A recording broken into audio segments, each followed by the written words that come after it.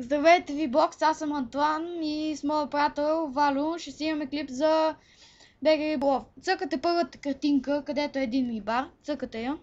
Така. Вие ще имате само рибар. Той е направен от играта. Имате много пари и така. Ако искате сами да се развивате, цъкате от страни на книгичката там и има едно плеер. Пишете му името, примерно Тони. И не става, защото имам Тони, ще го напиша Тони 1. Цъкам, ето виждате го, пише Тони 1, цъкам го и тикчето. Може малко да ви лаги от началото, защото почвате да играете играта и лаги. Тук от началото ви показва на базата.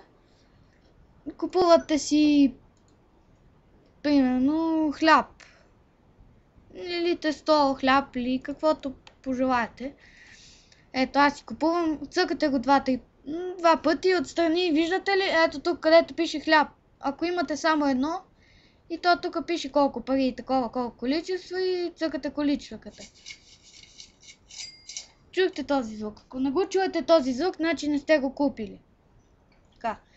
Аз избирам на базата тук на картата и избирам на някой от тези. Ще си избера на някой. Тук на Кея. Цъкате върху кутията. Имате една въдица. Цъкате я. И тя ви показва. Тук виждате ли първоначално където имате един черви?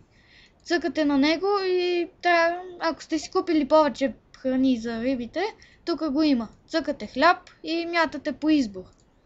Ето, мятахме и е наплувка. Можете да го направите на думи, но ще бяха съвсем малко. Ето, чух толпа калвети и като ви тръгне да ви тегли въдицата или да потъва, да се вдига, цъкате шпейс и после ГХ. Ето, виждате, аз сванах червеноперка 209 грама. Виждате ли тук, където пише оценява се от 550 грама. Ако искате да подадете, цъкате на базата горе, на къщичката и третото подай рибата.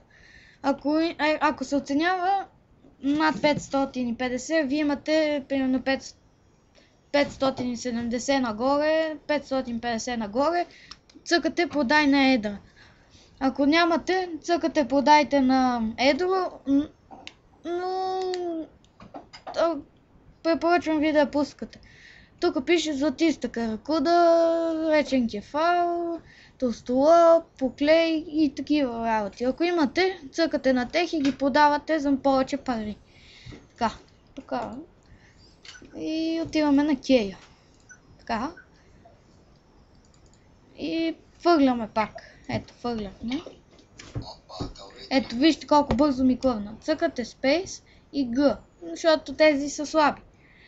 Бабушка, аз предпочитам да я пусна. Ето, виждате, цъкате на нея и тук има пусния. Ако имате повече риби, пусни този вид и я пускате. Можете тук да изпържите, ако е под 110 грама. И така. Пак фърляте и така продължава клипчето. Това е част първа от БГ Риболов. Приключвам.